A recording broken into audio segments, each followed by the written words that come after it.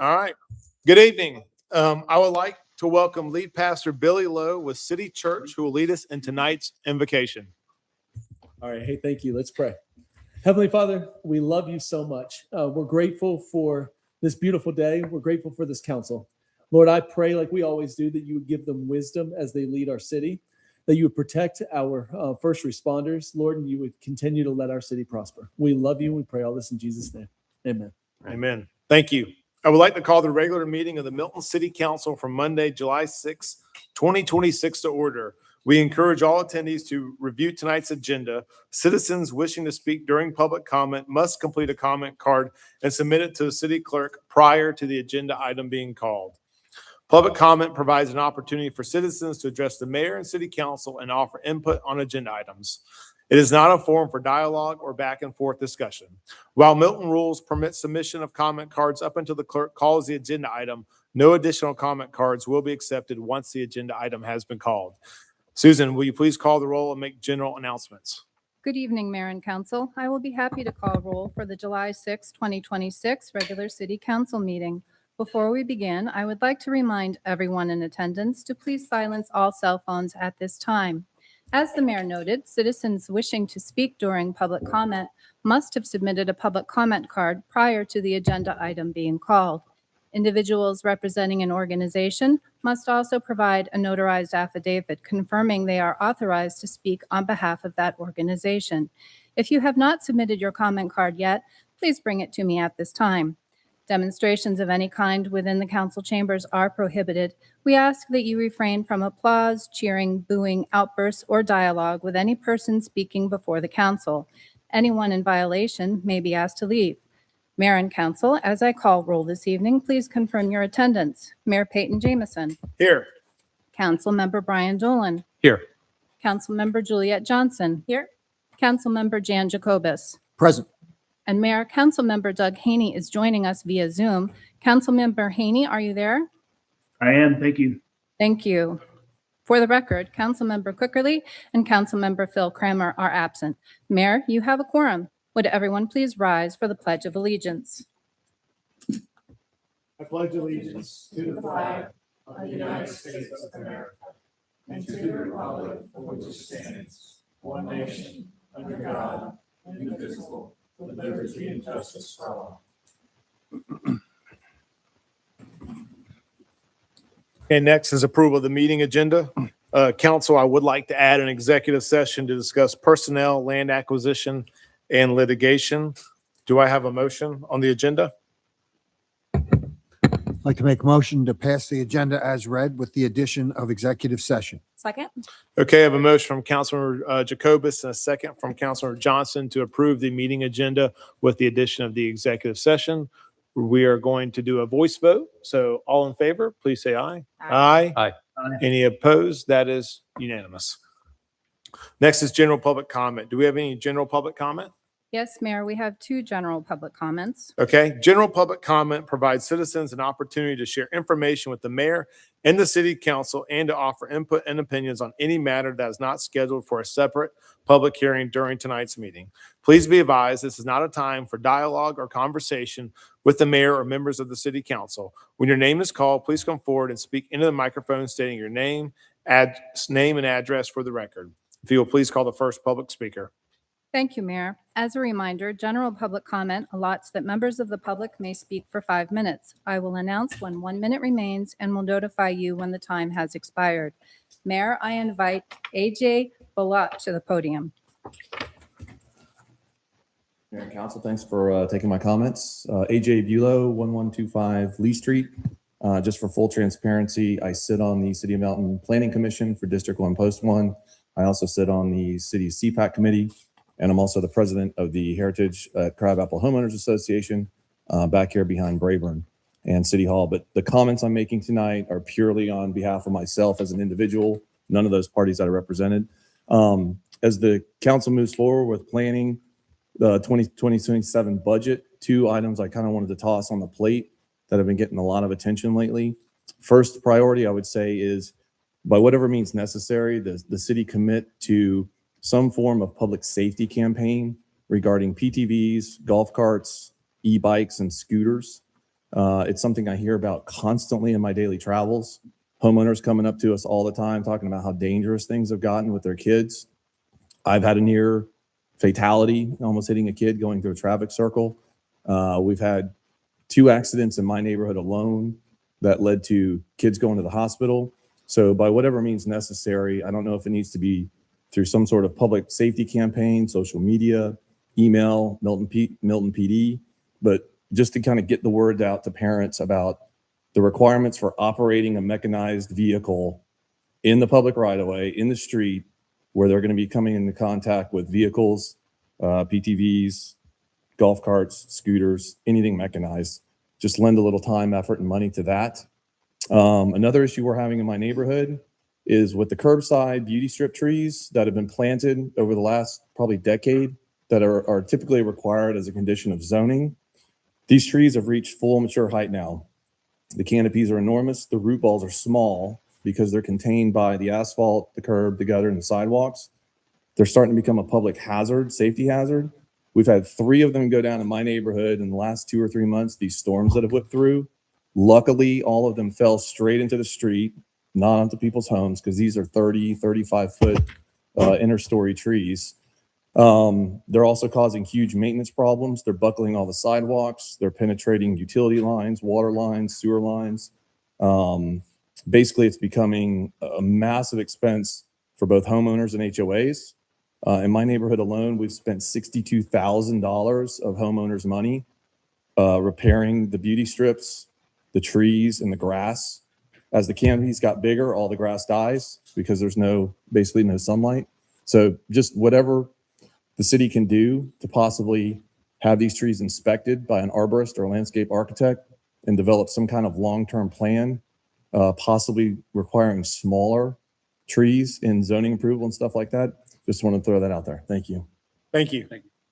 Will you please call the next speaker? I invite Christy Hayes to the podium.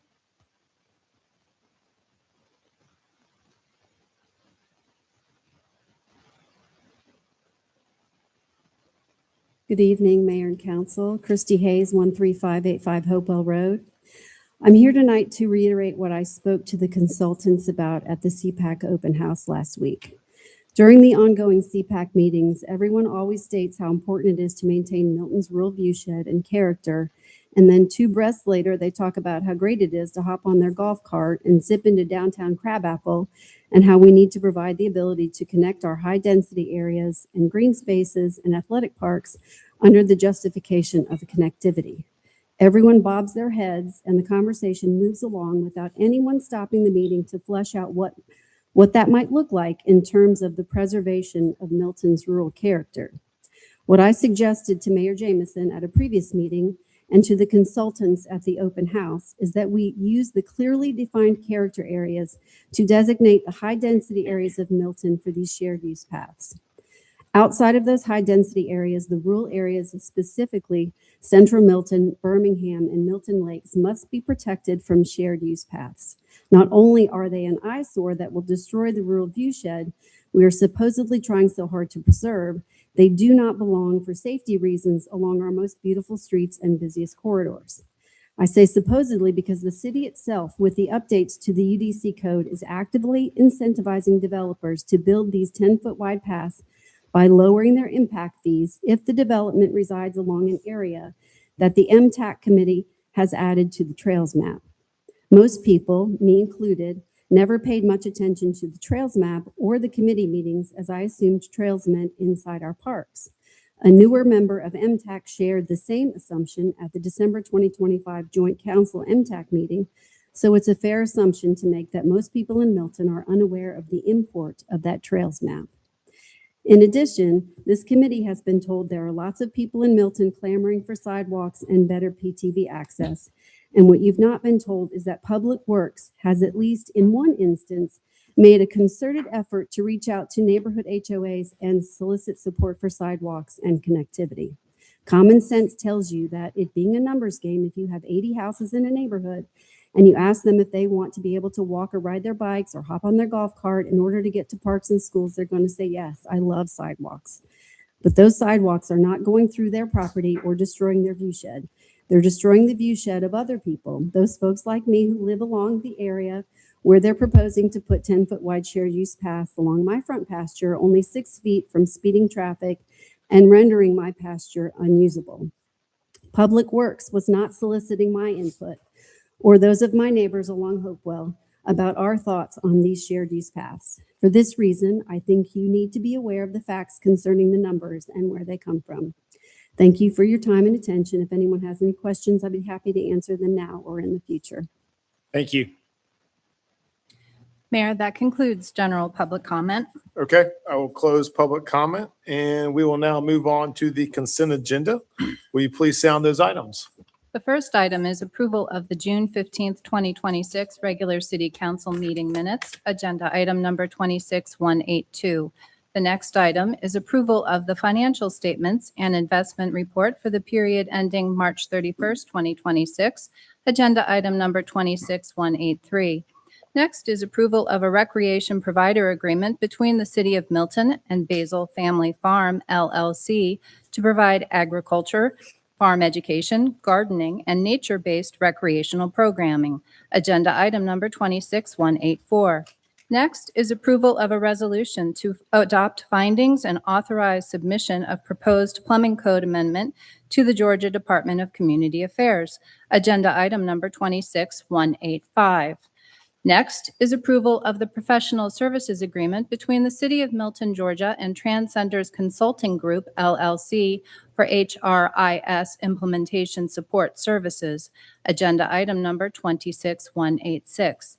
The next item is approval of a facility event space rental agreement between the City of Milton and Pardue Family Foundation Center for summer camp programming. Agenda item number 26187. Next is approval of an intergovernmental agreement for use and distribution of proceeds generated by the 2026 Transportation Special Purpose Local Option Sales Tax Referendum. Agenda item number 26188. The final consent agenda item is approval of change order number 3 between the City of Milton and Tyler Technologies, Inc. for the EE, and EPL software contract. Agenda item number 26189. Mayor Jameson? Thank you. Do I have a motion on the consent agenda? Mayor, I'd like to make a motion to approve the consent agenda as read. Second. Okay, I have a motion from Councilmember Dolan and a second from Councilmember Jacobus to approve the consent agenda as read. All in favor? Aye. Please say aye. Aye. Aye. Okay, any opposed? That is unanimous. Okay, we'll now move on to reports and presentations. Will the city clerk please sound the first item? The first item is a proclamation recognizing Parks and Recreation Month and celebrating Milton's outstanding facilities, programs, and team. Agenda item number 26190. Mayor Jameson? Thank you. Each July, the city celebrates Parks and Recreation Month, and it is my pleasure to read this proclamation to recognize the exceptional facilities, programs, and the dedicated team whose commitment enhances the quality of life for Milton's residents. Whereas Milton's quality of life is significantly enhanced by active parks, passive green spaces, and other special places where people can enjoy the outdoors. And whereas people also have access to a growing number of valuable programs, activities, and events that further good health, foster connections, and enrich lives in countless ways.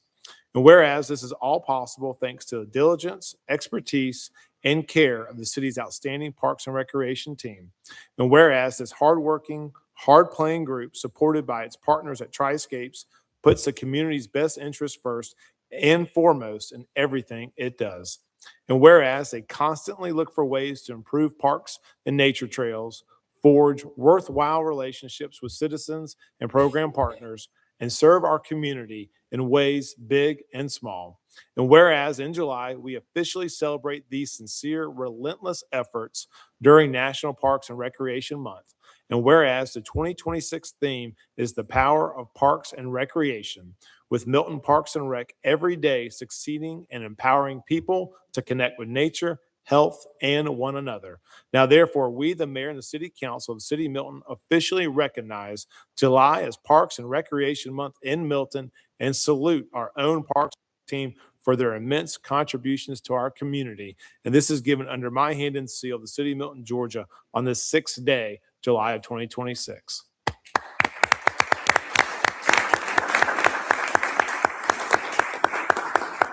So I'm going to invite our entire parks team and partners to come on up and we'll take a group photo.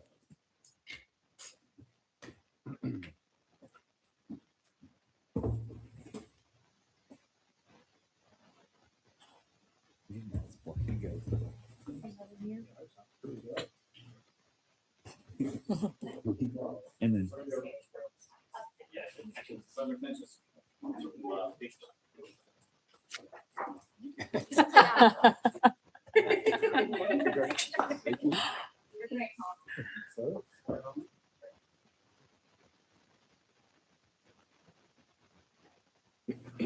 Keep on coming, I think. The mayor goes in the middle. Yeah, keep on. Or scoot up. Just get a little tighter. Super friendly. There we go.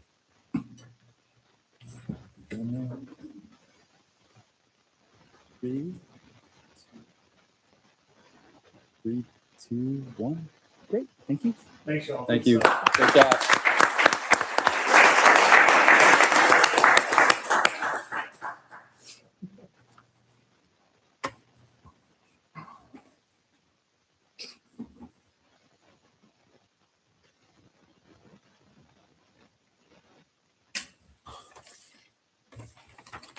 Okay, Susan, if you can please stay on the next item. The next item is the Comprehensive Plan Update Presentation, Agenda Item Number 26191, Principal Planner Shuba Jangam.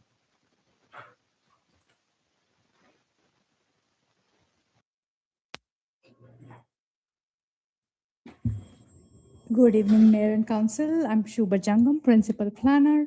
Tonight I'm joined by our consulting partner from Kimley Horn, and we are here to provide a status update on a comprehensive plan update project. Since kicking off this project in January, we have held 5 CPAC meetings and 1 well-attended open house. We have reached a significant milestone of completing the public engagement phase. And tonight we are excited to share with you what we heard from Milton residents, CPAC members, and business owners. And also want to let you know where does this plan moves from here. So with that, I would like to invite John Tooley from Kimley Horn to walk you through all the insights. Thanks, Shuba. Good evening, Mayor and Council. Good to be with you all again.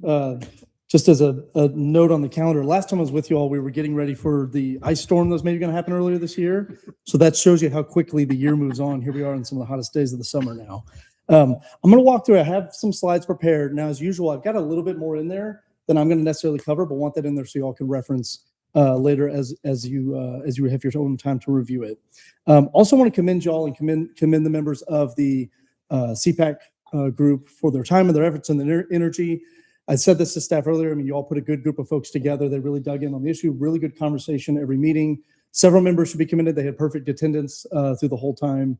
But that's a great group. What we find is in communities where they have citizen members that step up and serve on groups like that repeatedly over time, they often have better outcomes from their planning processes. And then you have folks, as you move into implementation, that are ready to support you all on that as well. So again, commend you all for having a group like that and for the committee members' dedication.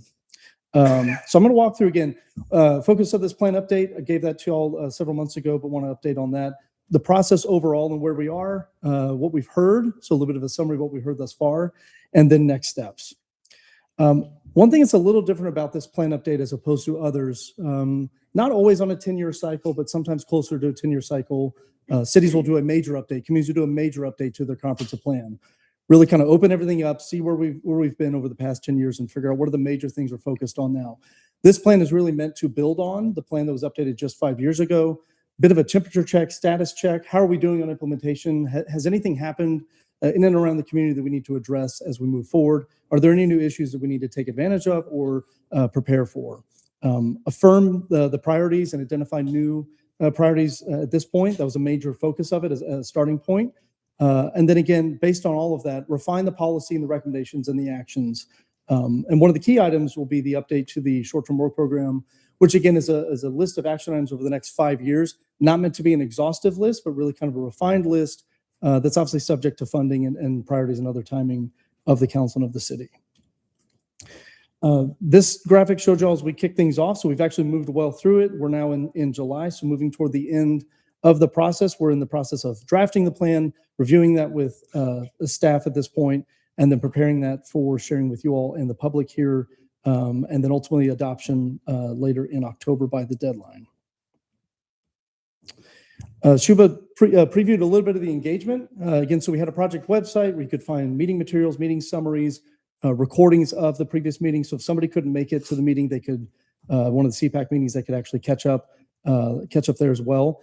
Already mentioned the CPAC group itself that was convened for this. There were 5 meetings that were open to the public, live streamed, and the recordings were put online. Summaries were put online after this. Well, we've listed off the meetings there on the screen. You can see each meeting focused on a different topic, from land use to economic development, placemaking, transportation. I'm going to go through some of those items and what we heard as we go through that, culminating with the open house that we had just last week, which was in this room and really well attended.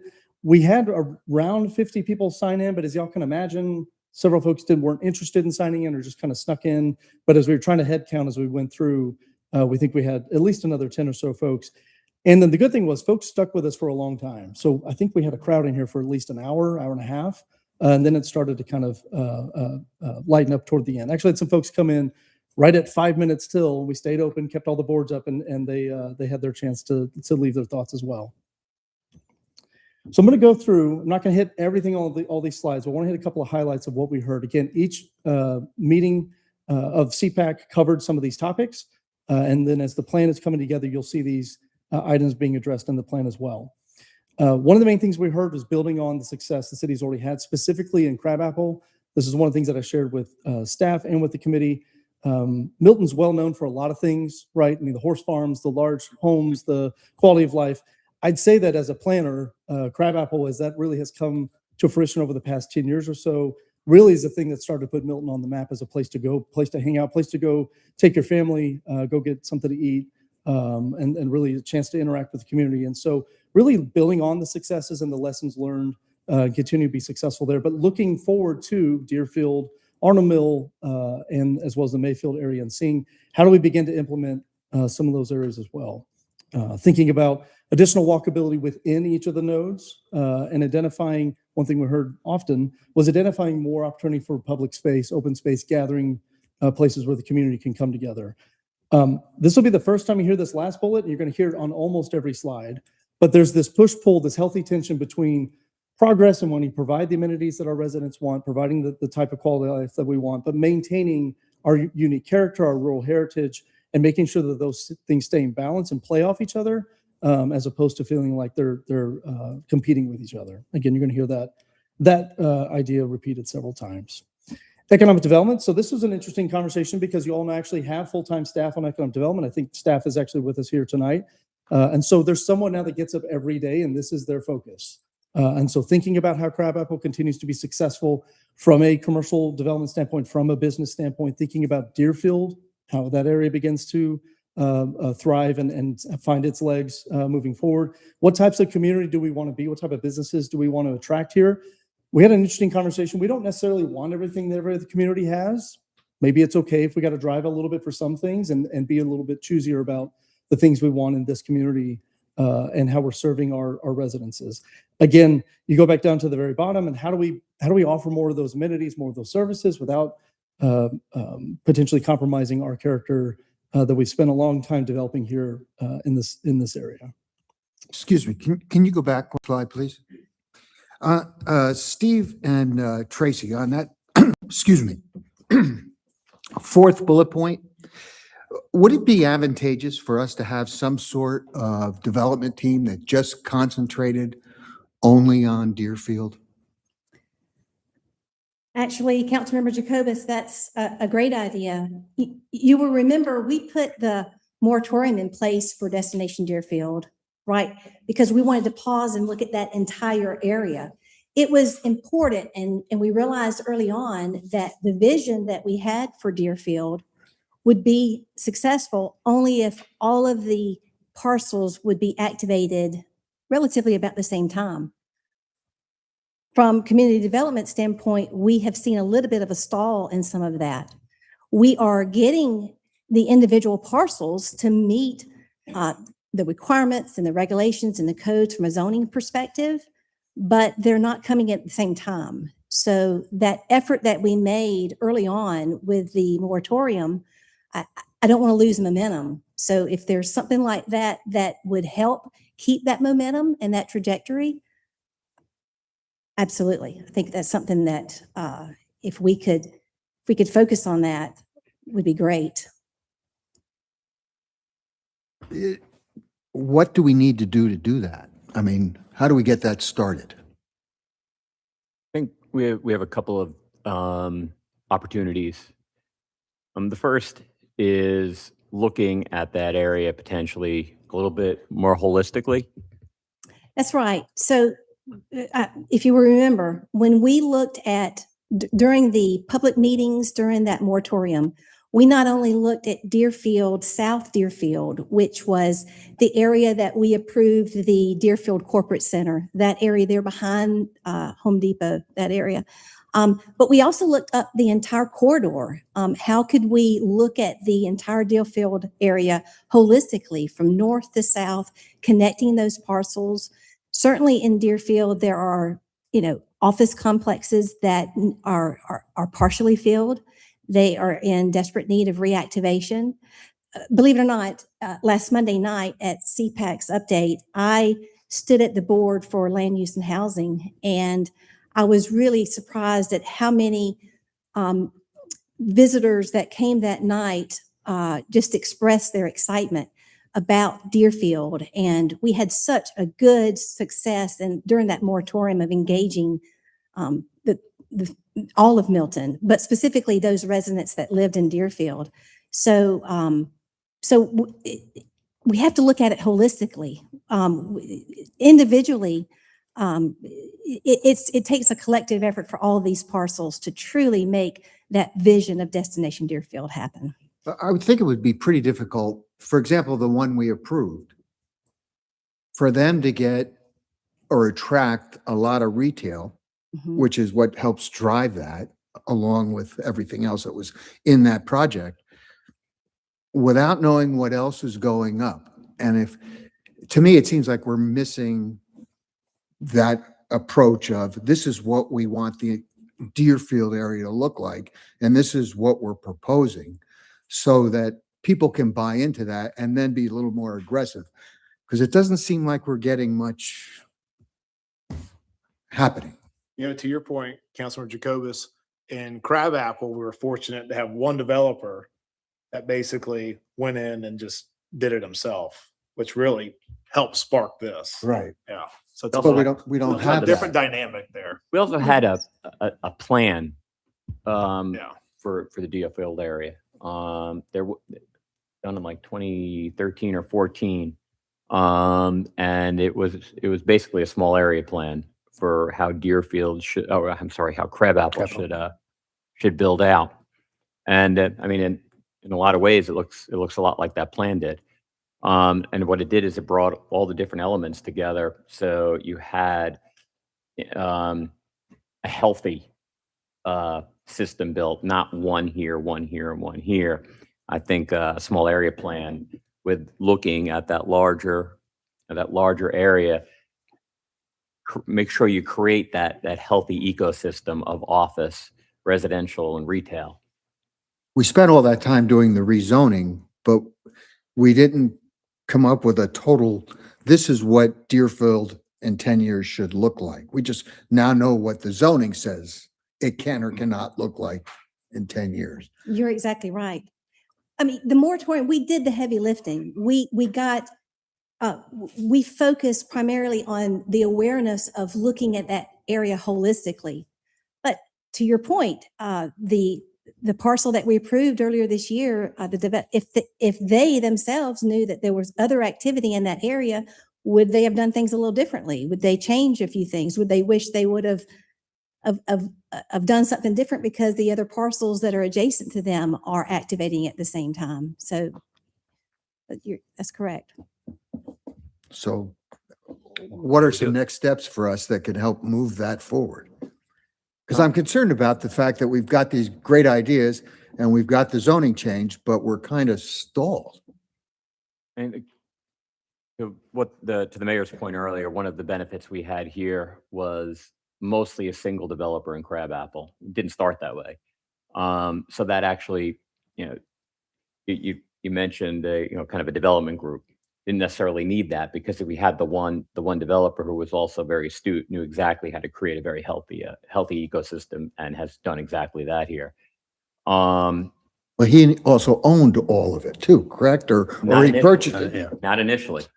Over time, he amassed those properties and in effect created that plan.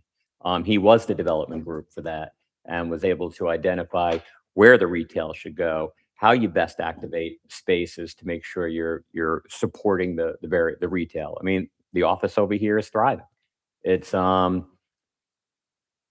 by having those one-offs in Deerfield, and I say one-offs in each of the different sites, it lacks that cohesiveness. And so I think there are opportunities for bringing in various expertise that could help us get there, whether it's through a small area plan, which we've done them before, or various development entities that could work with us in Deerfield. Yeah. If I can take just a moment, because there's all sorts of ways to skin the cat you're talking about. City manager just mentioned entities and things of that. Got sort of two paradigms. One is that a government can set the table for what it wants a particular area like. All good. That's master planning, zoning, et cetera. But then you're still subject to sort of the vagaries of the free market deciding that it wants to jump in and a private retailer or private developer come in. And that's always a little more difficult to anticipate. When is that going to occur? When does the pro forma match such that they can get the financing to do that? And then you think, okay, well, then what tools are in the toolkit for the city or a county? What form of government it is to make that. One of them, of course, one of the big attributes for developers is time. And so I've seen some governments that have set up sort of almost a forward-looking concierge. In other words, if you want to do this in Deerfield and you want to do it consistent to what we want you to do, you're literally going to get sort of a concierge treatment. We're going to walk you through permitting, and we're going to shave months off your planning and permitting and get you digging dirt. And for a lot of developers, that is music to their ears. Done. I just save time. And we all know that in the development community, time is money. The other thing is to making sure that you have the right tools with respect to the flexibility, with respect to economic development. Local government, cities and counties, they do okay at economic development and visioning, but they sometimes don't have the pure flexibility that other entities that in fact have been sanctioned by the state. For instance, and again, this is just me just sort of reforming it here. So if I say something, but like a development authority, just for instance, did you know that in every city and every county in the state of Georgia, there is already a created development authority? Now, that's created under state law. Now, it does have to be activated, but it already exists. And those entities, candidly, just having been through this, are a little better economic development because they have flexibilities with respect to land transactions and other forms of economic activity that are just economic development activity that are a little better than your typical local governments. They're not quite as regimented. Now they have a very narrow focus. And that's why I think they're giving that additional flexibility. City governments have a wide focus. Development authorities have a very narrow focus, but they do have flexibility and ways they can maneuver in the market that local governments like a traditional city or traditional county don't have. So I guess what I'm trying to say is the sweet spot from a legal perspective is there is some things the government can do to set the table and in fact even juice the table, time, streamlining that concierge service.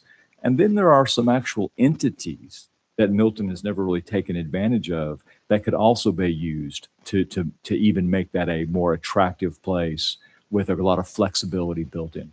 So I Can- hope I'm not speaking in a way that's nonsensical. I hope everybody. can No, kind of- that makes great sense. But one of my questions would be, can you control their authority to just say, well, we just want you to just stick to Deerfield. We don't want you wandering over here or over there. We want your concentration to be just the Deerfield area. Yeah, right. And so the answer is both a strong yes and a very modest no. And typically, particularly with respect to entities that have what I would consider to be fledgling, not robust development authorities, and anything in Milton would be most assuredly fledgling because it's never existed before. The key indicator of available to get out beyond your skis is money. There's no funding for that. And so Milton would truly have sort of all of the control because it would be totally symbiotically dependent upon Milton for its money. You would fund what you wanted. You would not fund what you don't. How you would do it. And still have council oversight. of It that. would, a development authority is going to be created with independent individuals. Now, in a lot of governments, they are typically alter egos of the entity that nominates the personnel, hopefully sharing a common vision. But again, unless they have significant holdings, which a new one would not, there's no money. There's no money to do anything other than what the governing authority wants. I think the question that I wanted to go back to Councilman Jacobs' point, but can you put a geographic boundary on it? That's not contemplated in the state law, at least, of putting you can only do work here. So I think it would have a city of Milton reach because that's what the state law contemplates. But again, hear me when I tell you that an entity that does not have an independent source of funding is going to be beholden to the entity that does have that funding and can let it and tell it what to do. Hey, kid, it may not currently contemplate that, but can we not put that perimeter or stipulation on it ourselves? What you would probably want to do is do an intergovernmental agreement that would tie all of its funding availability and flexibility to a particular area and let that be sort of its governing document. I think that would work, again, because it wouldn't have the legal ability to do anything else. It wouldn't have any money to do that. Which would then kind of force the comprehensive plan that we've already been developing to be sort of enforced. Right. Okay. Would it be possible for you to investigate some of that and get back to us with some ideas and some plans? Absolutely. I think we need to be more proactive than we've been, and maybe something like this would be helpful. Absolutely. Hey, just one more quick question. How would this differ from when the district at Mayfield was kind of put together and the city put its fingerprints all over what that was going to look like going forward? How would what we're talking about now differ from that?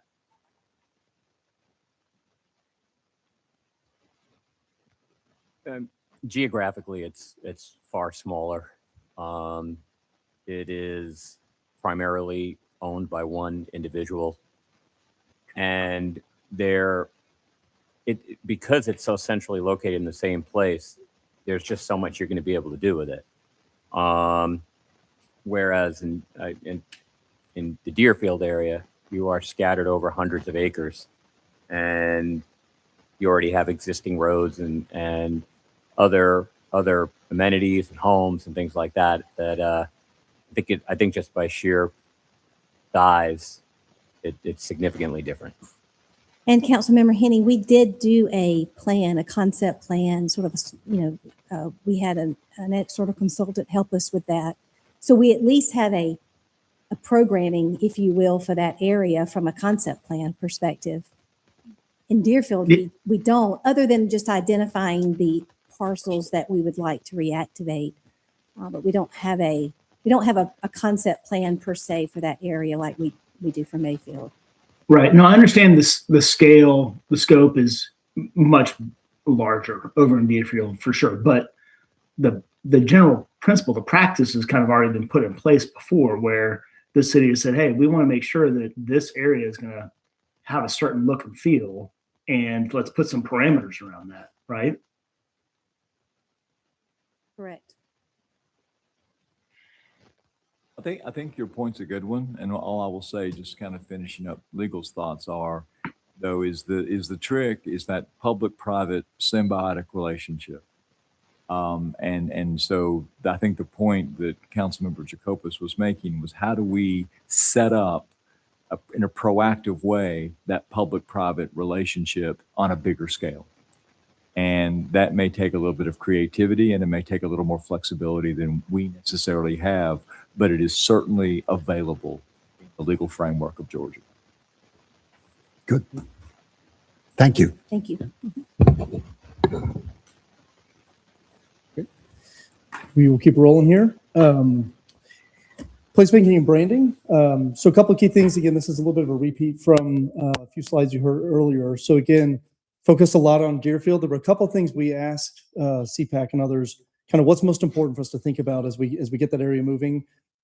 Thinking about how we can introduce that new green space, gathering space that the new development can focus around, creating a more connected area that's more walkable, more inviting, wayfinding and branding. Really, again, a lot of the same stuff that happened right here in the Crab Apple area, as y'all just discussed, obviously different scale than here.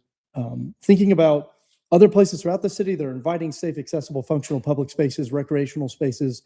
And so you see there's some repeat between these things because whether it's economic development, land use, or placemaking, a lot of these really are overlapping and really checking several boxes as far as goals for us as a community. Again, down toward the bottom, you all as a community have spent a lot of time thinking about architectural design of the places and the buildings and the spaces that we have. And so continuing that and making sure that we have a cohesive architectural identity.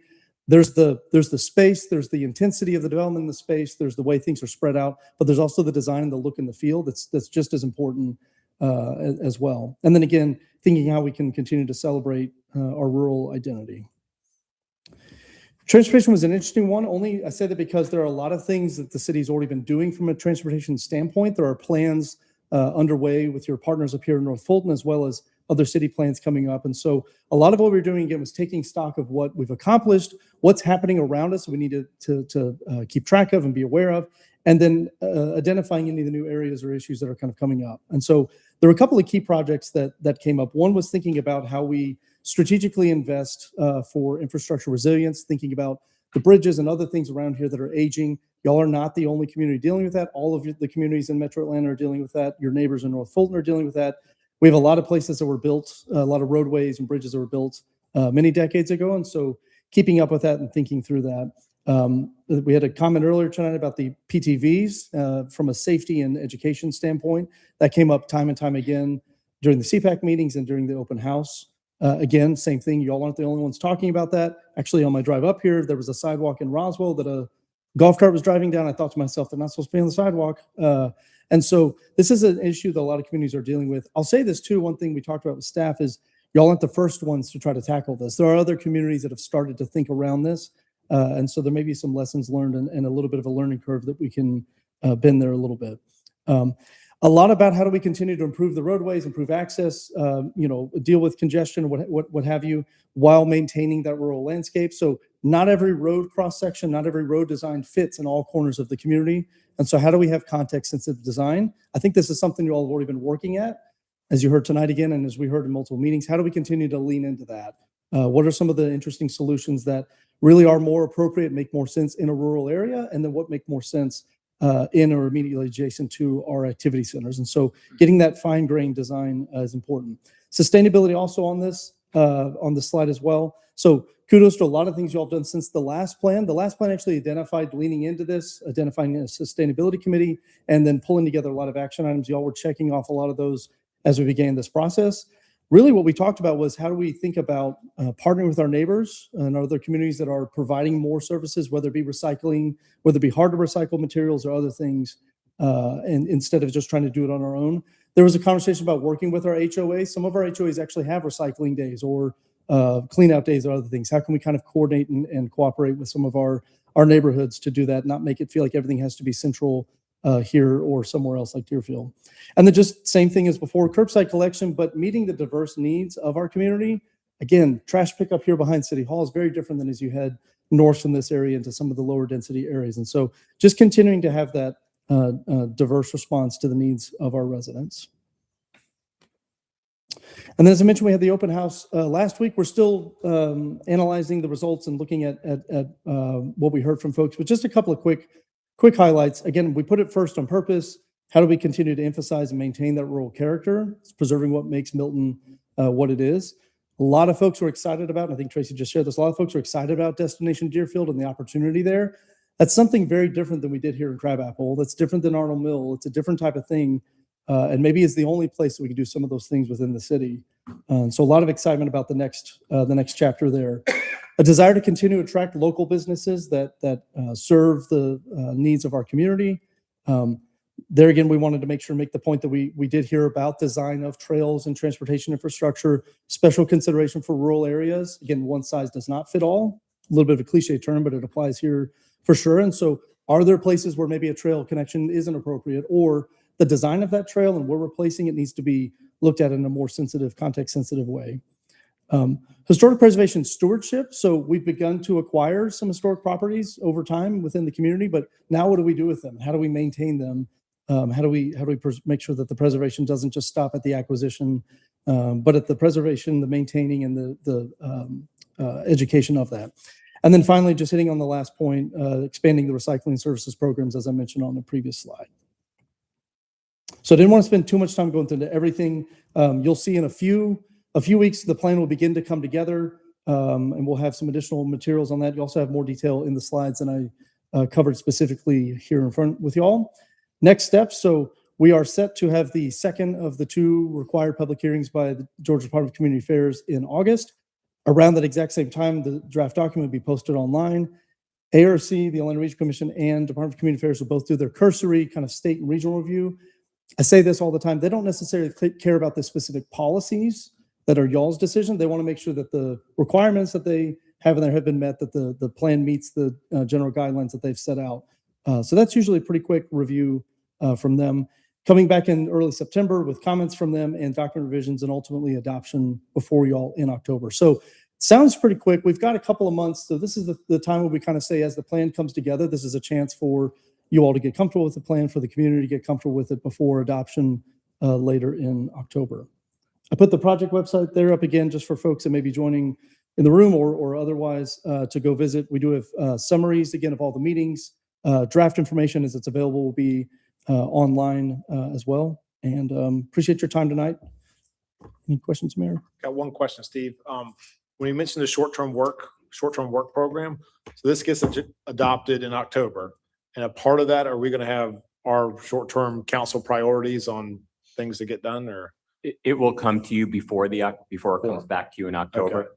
Or about when do they see the short-term work program first? I think before we were transmit? talking, Chuba, do you want to? We will have a version for council and mayor to look at on August 3rd. So. Yeah, perfect. All right, perfect. Any other questions for council? Okay, thank you. Appreciate it. Thank you. Okay, please stay on the next item, Susan. The final reports and presentations item is fiscal year 2027 budget discussion and feedback. Agenda item number 26192, Deputy City Manager Bernadette Harville. Good evening, Mayor and Council. Our internal budget process officially kicked off earlier this year, and staff has been working with the city manager to prepare forecasts for continuing operations as well as detailed recommendations for new initiatives. Over the past 3 years, Council has provided prioritization timelines and feedback on topics including sustainability, public art, land use, transportation and mobility, and parks and recreation, as well as existing major capital projects.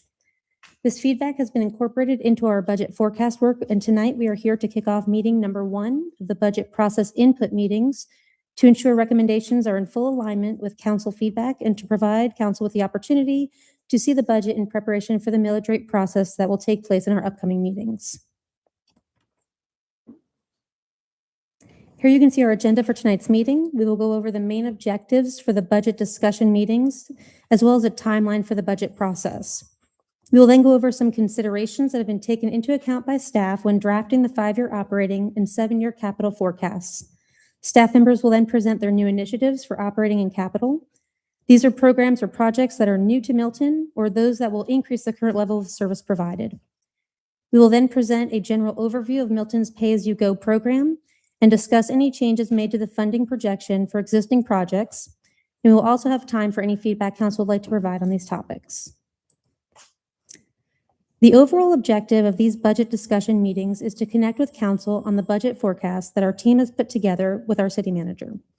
These meetings allow us to break up the conversation into smaller segments and receive council and public feedback as we approach the millage rate hearings and the budget workshop, where we will present the proposed budget in its entirety. On this slide, you can see the anticipated timeline for our additional budget meetings. Dates related to the millage rate hearings will be determined once the preliminary digest is received from Fulton County. Tonight, we will discuss new initiatives and the PAYGO program updates. On July 20th, staff will present an overview of the 5-year forecast for revenues and expenditures. At the August 3rd meeting, we'll present the draft budget in its entirety. Historically, this presentation has been presented at the work session, but having it earlier will allow council and the public additional review time prior to the adoption of the 2026 millage rate, which will fund fiscal year 2027 activity. In September, we will hold our 2 public hearings on the proposed budget, and a final adoption will take place on September 21st, 2026. Staff always takes a holistic and conservative approach to the budget process. This year, certain notable considerations were addressed when preparing recommendations. Some of the key considerations include significant city plans which are currently being updated or are coming to the end of their life cycle. These include the comprehensive plan update and the 5-year short-term work program that is currently underway, the 5-year strategic plan update, which will follow the comp plan update, and the Parks and Recreation master plan, which was projected through 2027. Parks and Recreation Director Tom McElveen will discuss this plan in detail later this evening as part of the capital request overview.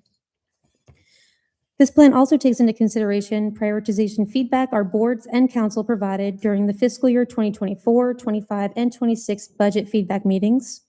We held 14 council meetings plus additional board meetings, gathering feedback on those topics we discussed earlier, including sustainability, public art, land use, transportation and mobility, and Parks and Recreation, as well as the feedback on those major capital projects.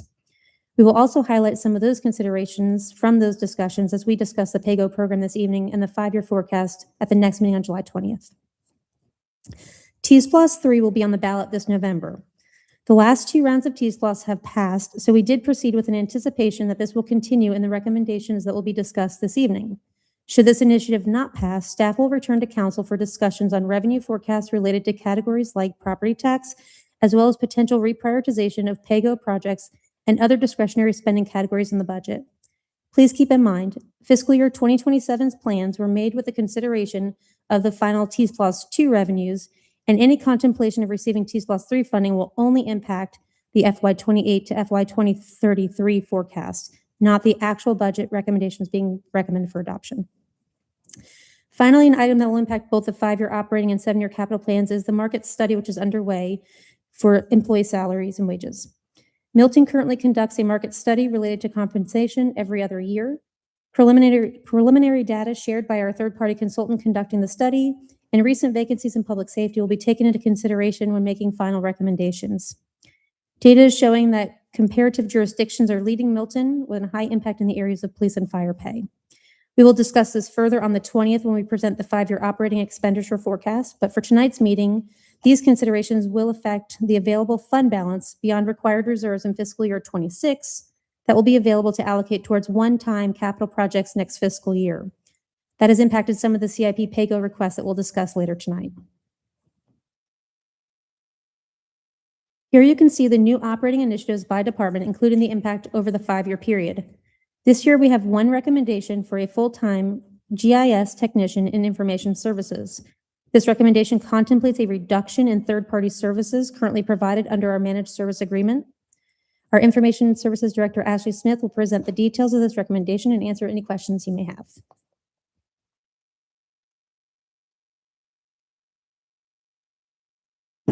Mayor and Council, good evening. I'd like to go over the request for a GIS technician position in the 2027 budget. First, I want to go to the why of the position. We were looking at adding it because we have had an increase of support requests for GIS services from internal staff of about 40%, which is tracking about 40% for this year from last year. We have a growing number of GIS projects across multiple city departments. Right now, our total count for GIS, which is for one employee in the GIS group, is about 11 projects right now. About 4 or 5 of those are considered major projects, which take substantial time. There is also a need for a dedicated GIS resource with capacity for simple requests. These are your basic mapping requests, data updates, cleanup work that needs to happen, data analysis that departments are using. As GIS is getting way more integrated into departments, we're seeing more of a need, which is a good thing, a very good thing. People wanting to use the mapping, people wanting to use the data that we have. So that's great. It just increases the workload of our current staff members that we have. We want to reduce the backlog and improve response times of the current requests that we are getting in to make sure that we are providing a high level of service to our internal staff and also to the residents of the city as well, because we do have a lot of public facing GIS resources. And we also want to improve those public facing GIS resources as well. This will allow our GIS analysts, who will be in a higher level position over this one, to focus on higher level work, primarily projects, getting these projects out the door. Some of these projects are time sensitive. Some of the requests are very time sensitive. Things like grant applications and such are needed. We are now getting some things from fire department and police that have to be done on a cadence and updated regularly. And we want to make sure we're hitting those marks and not having any delays in that stuff getting completed. We're also looking to expand the GIS use across departments. We've already done some of that. One of the big things that we did was a GIS power user group training. It was an academy for, I think, about 6 to 8 months. And we really want to get integrated more with departments, get more use, get it more public facing for residents to be able to find things a lot easier on the website for that. But it takes time. Time's very limited. And also maintain service continuity during projects. While we're taking on these big projects, we want to make sure that the day-to-day things do not fail, do not get left behind, and we're still able to address the needs of all staff. So what will the GIS technician do? Day-to-day, handle routine GIS tickets and department requests. These are things that are pretty interesting, things that just come up. You need something on the fly, you need a map done, you have a meeting, which we do get a lot, is people need to have a meeting coming up in about an hour and they need a quick map and they can't make it themselves. Can you please get it done by then? And things of that nature. Maintain the GIS data. This is actually a really big thing for us right now. Cleaning up data and making sure that what we have is complete is a major initiative that we have. So getting the GIS, maintaining that data once we have it in, updating layers and map updates are essential. Perform quality control and basic analysis. The quality control is big because as soon as you get the data into the systems, you have to make sure that it's clean. You don't want to sit there and push bad data out. As well as making sure as we put more tools into the hands of the employees here at Milton, that they're using the tools correctly and we can go behind them and make sure that what they're doing is following best practices so we don't have any like system deviations in what we have going on. And also free the GIS analysts up to focus on strategic projects, integrations, really start continuing to meet with the departments and getting integrated with them to see what their needs are. Alternatives. So we did look at what could we do besides this. Currently, right now, we do have services outsourced in part for GIS, and this would be replacing some of those services. One, we could outsource a dedicated GIS technician. However, cost. It costs more to do that than to bring the position in-house. There's always a premium on that. And then also, one of the big reasons why we brought some positions in-house, me being one of those positions, is that staff turnover. People leave. I worked for a consultant. I know they're in and out the door, and that's one of the things we actually had with the GIS positions previously. So we want to avoid that. Use as needed GIS professional services. This does provide flexibility and specialized support, but it's less efficient for routine tasks. And that's really what we're talking about, is the day in and day out, smaller level things that just need somebody to handle them. Map updates and recurring departmental needs. It's very hard to schedule a remote group to do those type of things and get it done efficiently. Develop departmental GIS power users. So we went through the GIS power users academy, and one of the big things we got back from people was it was intensive. It took a lot of their time up. And we had some people not be able to complete the academy because it took so much time. And once people did complete it, they realized, man, for what I want to do and what I could do, with the systems, I don't have the time to do it and do my regular job. And we want we want firemen to be firemen. We don't want to be a GIS analyst and a fireman. Same thing with police officers and such. But they need to have access to the tools and we need to work with them. So it's a good idea, but it's going to ultimately impact other employees' time and abilities to do their work. Reprioritize GIS services and defer lower level requests. Avoids immediate staff costs, but it would likely increase backlogs, slow response times, and service levels. Somebody's going to end up paying the price when we push some other things down, and we just don't want to have to play favorites when it comes to that. And aside GIS duties to existing staff, that's the same thing as the power users, kind of in a way. This would be more of the data cleanup and some of those lower level like maintenance things we could ask staff to do, but then you're also taking away from their time and doing things that really is going to heavily affect community development, public works most. So I do want to just throw out two other things. Strategic alignment. This position does hit two goals. One goal for the department to be a provider of reliable and progressive IT services. That's one of our three major goals. This will help us fulfill all the requirements for that. And then the last one is actually a city goal, and the city strategic plan is to improve IT effectiveness for efficient operations and customer-oriented service delivery. We think it hits the efficient operations and definitely hits the customer-oriented service delivery. So with that, if you have any questions, I'd like to answer. So will you still need some outsourced GIS responsibilities? So what we think is that starting this upcoming year, we're going to greatly reduce what that contract was.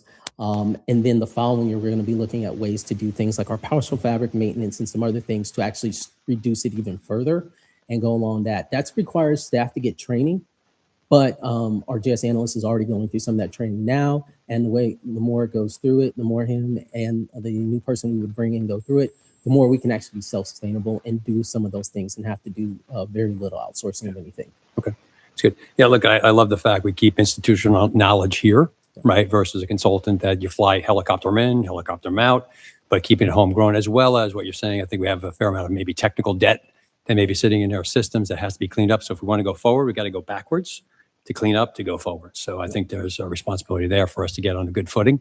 Do we have somebody identified for the role? No. No, We yeah. do not Okay. right now. No, That's- we have staff that have recommendations, Okay. but nobody. Good, thank you. Okay, moving into our capital improvement program. A capital improvement plan is a comprehensive tool that assists with the planning, acquisition, and financing of capital projects. Milton prepares a 7-year capital plan that is updated annually. As we know, things change from time to time, including priorities, funding sources, and resource availability.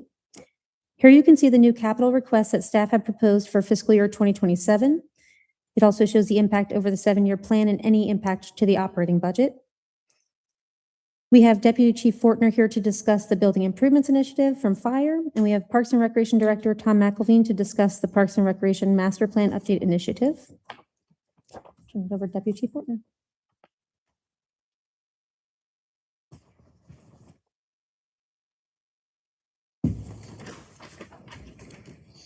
Good evening, Mayor, Council. On behalf of Milton Fire Rescue and for your consideration, I would like to present our building improvement plans for FY27.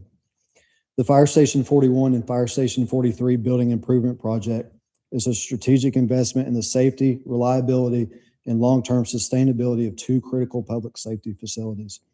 This project will replace the original overhead apparatus bay doors at both stations with modern high-speed roll-up doors and install industrial ceiling mounted ventilation fans at Fire Station 43. This is Fire Station 41, has 2 bay doors in the front, 2 bay doors in the rear. These are original apparatus bay doors to this fire station, so they're over 35 years old. The 4 new high-speed apparatus bay doors will improve response times, will have less maintenance. These new high-speed bay doors have no springs and will have reduced downtime. The estimated 10-year repair cost on the existing sectional doors is over $63,500. This building improvement cost came in at $159,000. This is Fire Station 43 on Hickory Flat. This will have 6 new high-speed apparatus bay doors, 3 in the front, 3 in the rear. These are original apparatus bay doors, which are almost 25 years old. Again, improved response times, less maintenance, no springs, reduced downtime. Estimated 10-year repair costs with the existing sectional doors, $122,500. The building improvement cost for this project, $245,000. The picture on your left here is an example of what these high-speed apparatus bay doors will look like. They have a glass front. The picture on your right is of the ceiling-mounted ventilation fans at Fire Station 42 and Fire Station 44. We're asking to install these at Fire Station 43, which does not currently have fans. It's to improve firefighter safety and health with an improvement cost of $21,000. We've got direct strategic alignment with public safety through improved emergency response. Infrastructure stewardship with replacing aging critical infrastructure. Financial sustainability by reducing recurring maintenance. Operational excellence with improving station efficiency. Risk management with reduced operational disruption. So in summary, apparatus bay doors are critical to fire station operations. Door failures can delay apparatus deployment, slow emergency response. In the past 5 years alone, the city has incurred more than $35,000 in documented repair costs and over 300 cumulative days of reduced operational capability due to door failures. Door end of life depends on use, but conservatively estimated between 30 and 35 years. And again, Fire Station 41 is 35 years and Fire Station 43 is 25 years. Of most importance, these high-speed doors open in 4 seconds versus the current sectional doors at 22 seconds. Of course, the ventilation fans will improve the current work environment and directly relates to firefighter safety and health. We've got a total project cost for all building improvements at $425,000.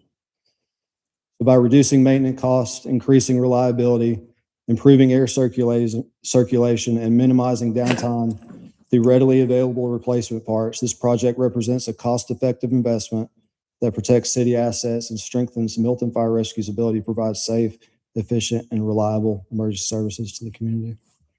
Any questions? Any questions? Thank you. Good. Thank you. Appreciate it.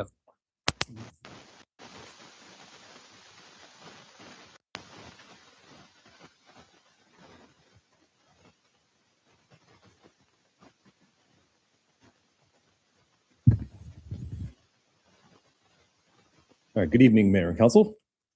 Parks and Recreation has one new initiative request for this budget cycle.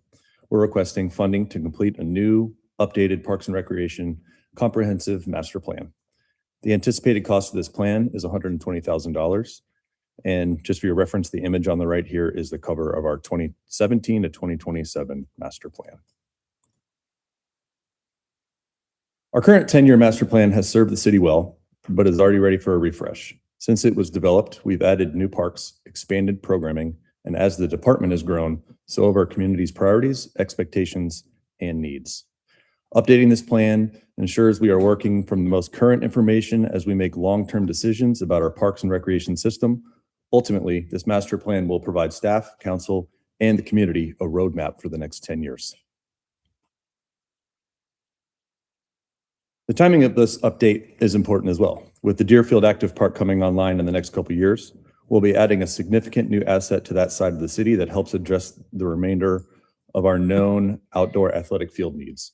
While we don't expect the Deerfield itself to be reevaluated or redesigned through this process, the park program, meaning its amenities and the additional capacity it provides, will incorporate into the master plan so we have an accurate and current understanding of our park system moving forward. But I also want to emphasize that this is a true comprehensive master plan. While athletic fields have understandably been a major focus over the past several years, this effort looks at our entire park system and recreation system. Based on community and stakeholder input, the consultant will evaluate the full spectrum of our parks and recreation system. That includes everything from future park and trail needs to recreation programming, indoor facilities, aquatics, staffing, senior services, special events, and park-specific recommendations. The goal is to ensure we're planning for the full spectrum of parks and recreation services our community expects over the next decade, not just one area of the system. In addition, this plan will help inform our capital improvement element moving forward, ensuring that our parks and recreation priorities are aligned not just operationally, but also in our long-range capital planning and funding strategy.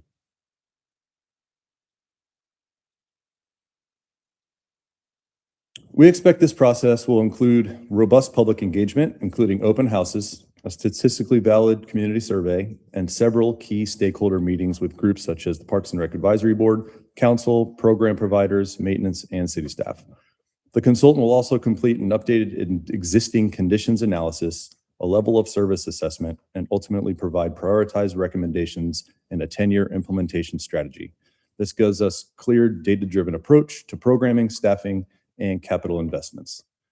Just as importantly, it positions us well for grant opportunities and continues to prepare the department for national accreditation and best practices in parks and recreation. At the end of the day, this isn't a plan that sits on a shelf. It becomes the framework that guides us how we invest in our parks and recreation system and ensures we're aligning resources with what our community tells us they value most. Again, this is a $120,000 request, and it's an estimated cost based on the anticipated scope of work that we anticipate. That concludes my presentation. Happy to take any questions. Mayor? When would this be kicked off, are you thinking? End of the year or beginning of next year? Probably beginning of next year would Okay. be kicked off, yeah. Okay. Any questions? It's good. All right. Thank you. Thank you.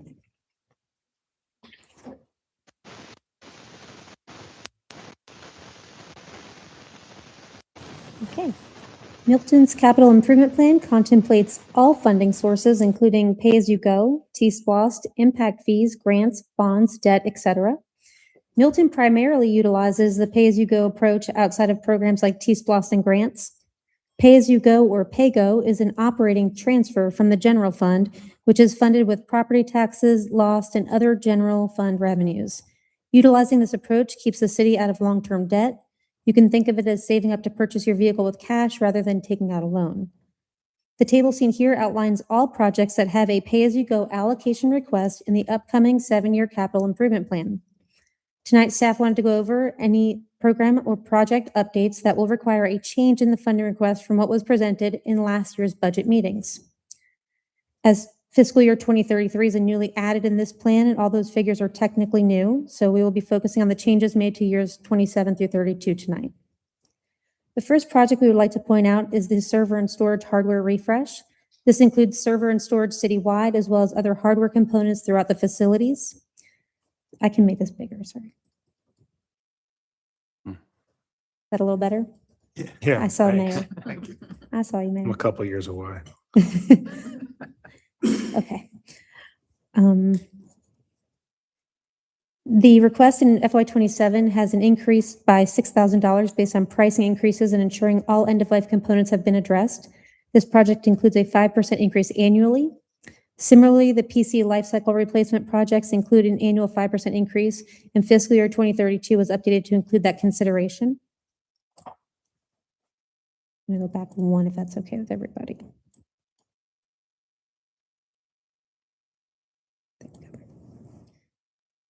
Moving down to the fire department. These other departments in general government buildings, police department have had no changes since last year's plan. In the fire department, staff has identified some high-cost equipment that would be beneficial to begin a recurring capital project for. This will allow us to set aside funds little by little each year, being prepared for when those higher cost items reach end of life. The added equipment includes fire hose and self-contained breathing apparatus as $15,000 and $32,188 annually, respectively.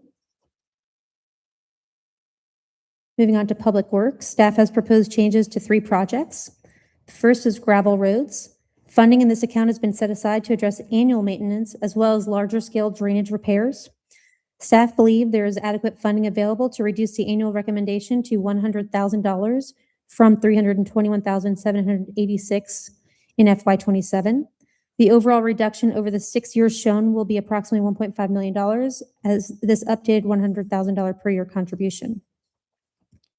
For the pavement management and bridge infrastructure projects, staff has left FY27 as planned, which includes the projections for last year of collections on T-SPLOST 2. FY28 to FY33 have been programmed with anticipation of T-SPLOST 3 passing. Again, if the referendum does not pass, staff will be back with options to alter the 7-year plan, which will be guided by the updated short-term work program and strategic plans which are underway.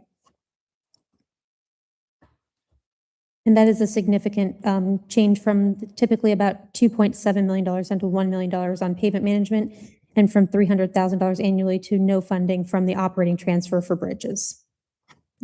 Apologies.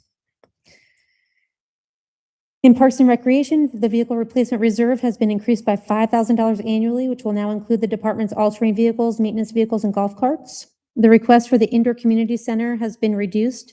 Staff recommended a transfer of $3.8 million to this project in the FY26 budget amendment that will be voted on later this evening. As plans for this facility, including potential partnerships, are still underway, staff have updated their recommendation to reduce the fiscal year 27 through fiscal year 32 allocations by about approximately $3.9 million. Staff have also requested $80,000 in Parks and Recreation's project for security cameras. This request will allow for the next stages of the implementation of the park's security plan. In the passive Parks and Green Space Department, staff is recommending a reduction to the Providence Park funding request. Items that remain in the Providence Park master plan include stream realignment, natural surface trails, wetland improvements, parking lot upgrades, a performance green, nature center, and quarry improvements. In prior budget feedback meetings, the timelines for these projects have been reprioritized, and considerations for opportunities that came about after the creation of this plan have been taken into account. This may be an area that will benefit from responses coming out of the updated master plan Tom spoke about earlier. Additionally, funding for the Milton City Park and Preserve passive improvements has been included in other council budget amendments as the project timeline allowed for, and the funding initially anticipated for FY27 to 29 will no longer be required as it has already been transferred. So this is a reduction of $465,212 over the 3 years of this plan, but did not reduce the overall cost of that project. Finally, in community development, we have an increase from $25,000 to $40,000 to the Gateway Wayfinding Signage and Historic Markers account. This $15,000 will go towards the design work to update signage specs in preparation for future bids on equipment production. Additionally, $15,000 has been requested as part of the Economic Development Strategy and Action Plan, bringing funding for this project to $75,000 to address items discussed earlier in the comprehensive plan update.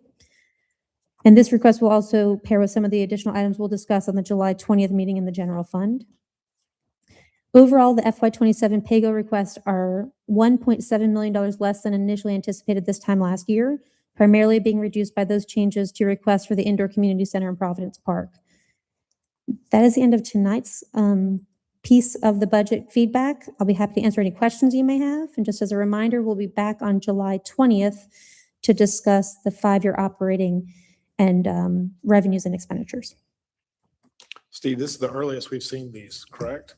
This is this new? I mean, seems pretty early. Well, we've had the feedback meetings. I think we're like a meeting ahead of time right now. It feels like it's earlier, which is good because it helps us for military. Yes, we're building as much as time as we can to be before you. We will be one meeting ahead than we have been in the past, as it relates to the millage rate. Yeah, that helps. Thank you. Appreciate it. Thank you very much. Thanks, Bernadette. Okay, there are no first presentation items. We'll now move on to the public hearing. Susan, please stay on the first item. The first public hearing item is consideration of the issuance of an alcohol beverage license to Pete's Meats LLC, doing business as the New York Butcher Shop and Wine Bar, 12635 Crabapple Road, Suite 120, Milton, Georgia, 30004. Agenda item number 26193. Ms. Bernadette Harville. 1 second, technical. Okay. Okay, Mayor and Council, we have 2 alcohol beverage license applications for consideration this evening. Both are due to a change in ownership. The first is Pete's Meats LLC, doing business as New York Butcher Shop and Wine Bar, located at 12635 Crabapple Road, Suite 120, here in downtown Milton. They are applying for retail packaged wine and malt beverages and the add-on of craft beer and wine market license with Sunday sales for off-premises and on-premises sales. The public hearing notice was posted on the property and published in the Milton Herald on June 25th and July 2nd. The craft beer and wine add-on license requires the establishment's primary purpose be the sale of craft beer and/or wine for off-premises consumption, along with the sale of prepared food and/or groceries. The interior floor space must have 60% or more devoted to the retail sale of those craft beers and/or wines for off-premises consumption, food preparation, or grocery sales, including shelving and displays. And additionally, 60% of gross sales must be derived from the retail sale of craft beer and/or wine for off-premises consumption, sales of prepared food and meals, groceries, or any combination of those three. The location must adhere to state and city distance requirements, and the hours of sales are Monday through Saturday, 9 a.m. to 10 p.m., and Sunday, 11 a.m. to 10 p.m. with the approved Sunday sales license. The application shows compliance with all of these requirements. Here's a map showing the location on Crabapple Road, including nearby establishments. And again, this application is due to a change in ownership, and I'm happy to answer any questions you may have. Okay. Any questions for Ms. Bernadette? Do we have any public comment on this? No, sir, we do not. Okay, I'll open it for a motion. Make a motion, we approve agenda item number 26193. Second. Okay, I have a motion from Councilmember Jacobus and a second from Councilmember Johnson to approve agenda item number 26-193. All in favor, please say aye. Aye. All opposed? That's unanimous. Thank you. Thank you.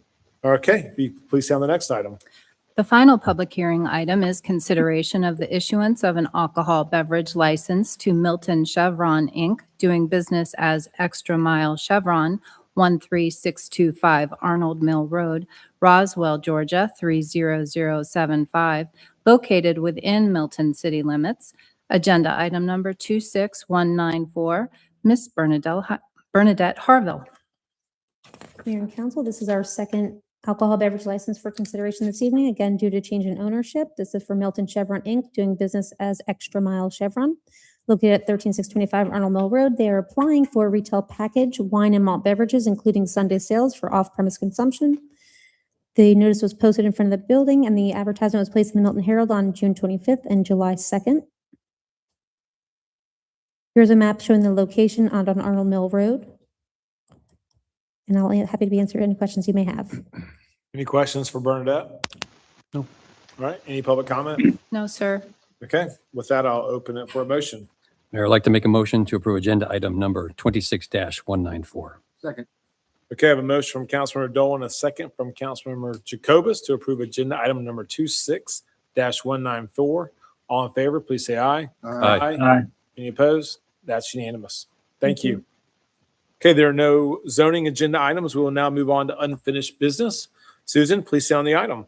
That item is consideration of an ordinance of the mayor and council of the city of Milton, Georgia, to adopt amendments to the fiscal year 2026 budget for each fund of the city of Milton, Georgia, amending the amounts shown in each budget as expenditures, amending the several items of revenue anticipations, prohibiting expenditures to exceed appropriations, and prohibiting expenditures to exceed actual funding available.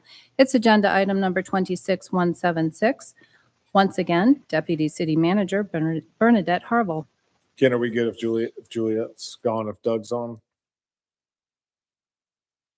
Wait. Okay, actually, all right, I'll wait. Form here. That's what, okay.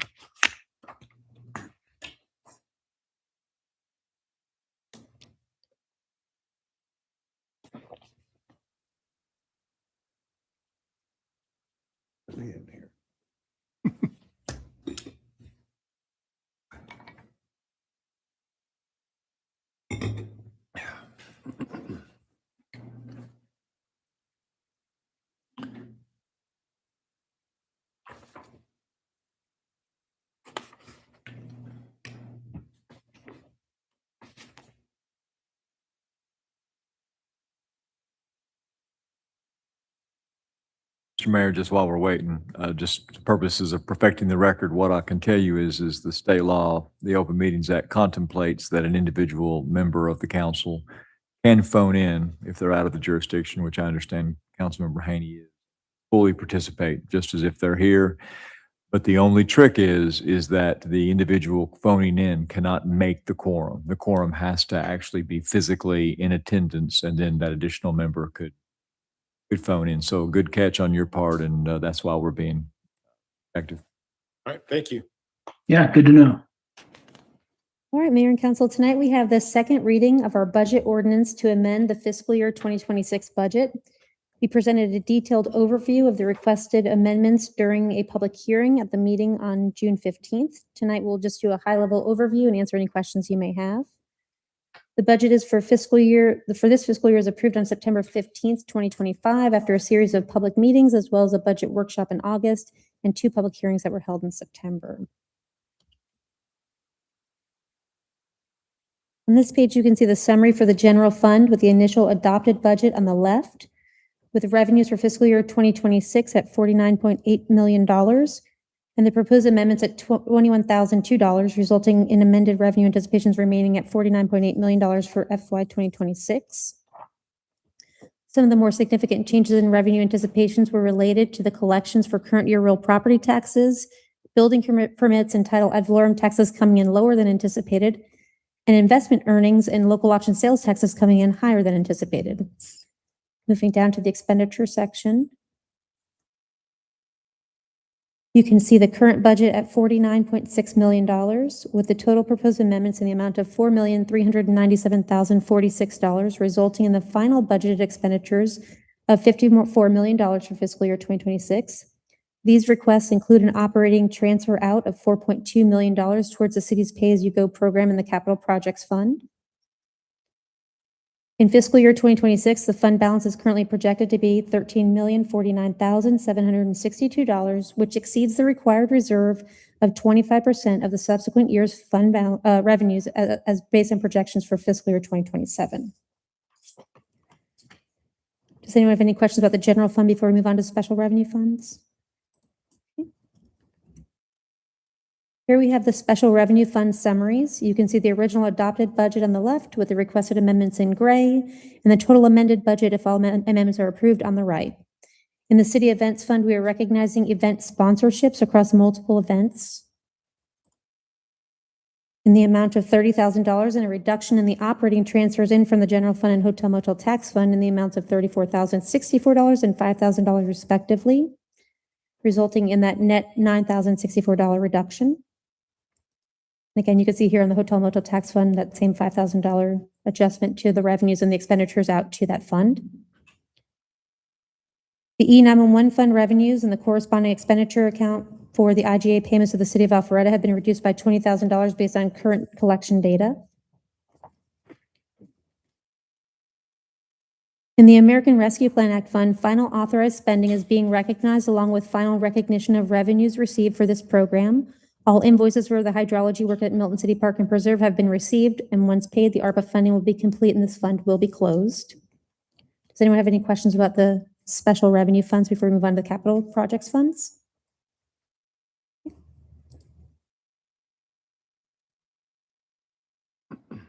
The main capital projects fund has a request for changes in revenue recognition related to local funding for the Highway 9 widening in the amount of $1,282,184, $45,015 related to proceeds from the sale of assets, and the PAYGO transfer in from the general fund in the amount of $4.2 million, and the final transfer in from the ARPA fund in the amount of $548,742.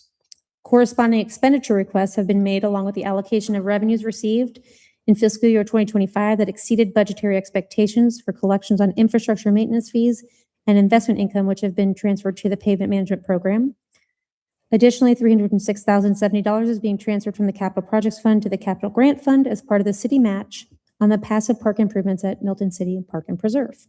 You burned out on the Highway 9 Yes, one. sir. Is that, do we get reimbursed anything on the state, or is that what we're paying? It's 100% reimbursed by GDOT, and it is the design phase, and you'll see one segment of it being requested here, and then you're going to see in the FY27 when we present that overall budget, another segment of that funding coming through. It's a long-term design project that will not be funded by us, but will be ran by us. Perfect. Thank you. No problem. In the T-SPLOS fund, staff is requesting an increase of $400,000 related to T-SPLOS revenue coming in higher than anticipated, and these funds will be held in the infrastructure account for program management project and allocated towards eligible projects as council approves them. In the Capital Grant Fund, we have the recognition of those city matching funds from the Capital Projects Fund for the Milton City Park and Preserve passive improvements, as well as the allocation of investment earnings in the amount of $2,264. And finally, we have the impact fee fund. Similar to other funds we have discussed, staff is requesting the allocation of fund balance from revenues received in fiscal year 25, which exceeded budget projections These funds will be allocated towards eligible projects across police, fire, public works, parks and recreation, and administration. I'm happy to answer any questions you may have or go over any details if you'd like.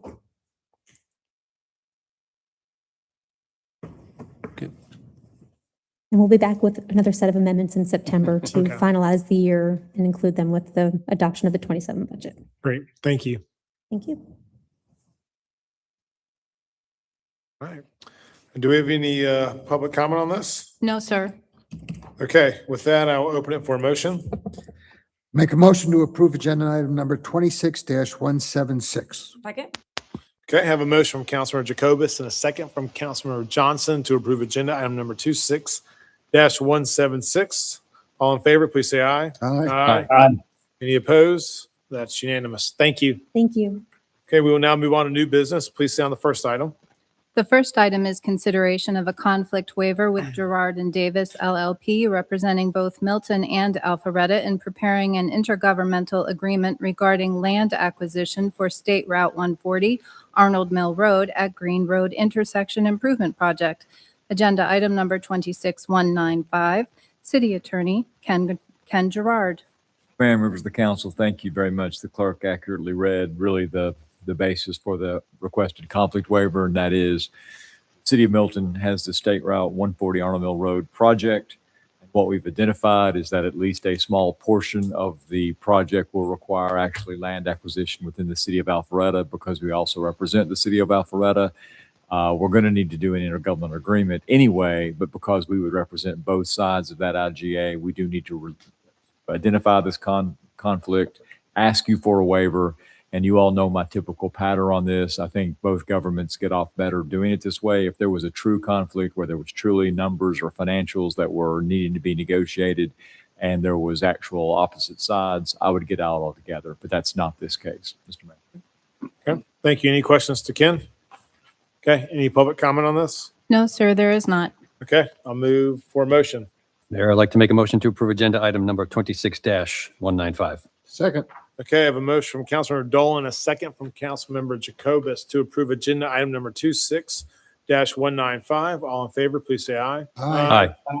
Any opposed? That is unanimous. We will now move on to the next item. We will please stay on that. The final new business item is consideration of a resolution of the City of Milton, Georgia, extending until July 21st, 2026, an existing moratorium barring the acceptance of applications for rezoning, land disturbance permits, building permits, special use or conditional use permits, business licenses, certificates of occupancy, or other permits for the placement, siting, construction, establishment, expansion, or operation of data centers, such as will allow the city to consider amendments to the City of Milton's Unified Development Code and for other lawful purposes. Agenda item number 26196, City Attorney Ken Gerard. Mayor, members of the council, this is simply a housekeeping item. This is the data center moratorium that we put in place in Milton. We did this on June 15th. You know the drill. We typically try to do these for 30 days, get a legal ad, have a public hearing, and then elongate the moratorium. Unfortunately, because the legal ad timing just didn't match up, we need an extra 7 days. So this would add or elongate that moratorium, the initial one, the short-term one, from July 15th to July 21st. We'll then come to you on that date, have the public hearing, and make it longer to give staff time to work. Mr. Mayor. Okay, thank you. Any questions, Ken or staff? Hey, any public comment? Yes, sir, we have two. Okay, can you please sound the first one? I invite Robin Frickton to the podium, please.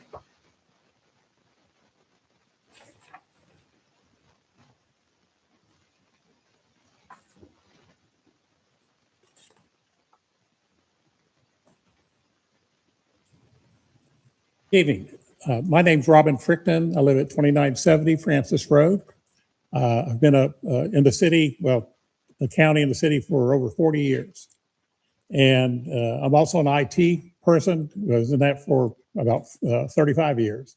So I understand about the computers and heat and whatnot. But the data centers are really something we don't want to get into. I was hoping the moratorium would be forever. The reason is, not only do they use up all the water, but I don't know if you remember, we've had water problems in the past where we had water hours. Now, if you get data centers in here, it's going to be a lot more than that. The other problem is with electricity, we, the taxpayers of Georgia, have been paying Georgia Power for their nuclear power plants for many years. Now these guys are coming in and our electric rates will go up.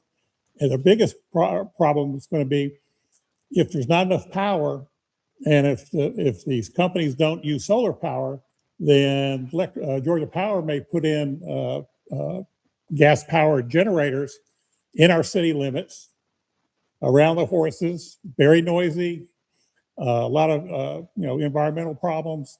So that could happen. The other deal would be if Georgia Power needed more, bring in more power lines, take over people's land, tear up the land, and bring in these new power lines for everything. I don't see anything that's going to be any good for Milton, especially if you got horses. The other problem is with the AC units, and what you don't hear about is all the noise. You got like 500 AC units going on all day. It's a very high humming noise, not good for people or animals. So they don't say much about it, but there is noise, quite a bit of noise from these things. There is no, depending on how big the data center is, the employment's only probably anywhere from 50 to maybe 150 people, maybe. Okay, because all of it is, they're not developing anything. It's just maintenance people making sure the hard drives are operating properly. They replace them, no big deal. But that's basically all they do. They don't make anything. The other thing is, I'm not sure if we make any, if we get any tax revenues. All the money that they give these data centers, I'm not sure if we're going to make any money if you have to have them in here. But the biggest problem, though, is I think it's just you got this huge center making this noise, sitting out there. I mean, what my concern is, if a golf course goes under, and we've seen that happen 2 or 3 times already, that the data center people come in and buy that land, and they'll pay astronomical prices for it. They don't care because they'll get their money back. But we will see our land prices go up, make it even harder to build anything around here. So my hope is this moratorium will go on for a lot longer than the end of July, that you make it a permanent thing. So thank you very much. Thank you. Please call the next speaker. I invite Lindsay DeFrano to the podium.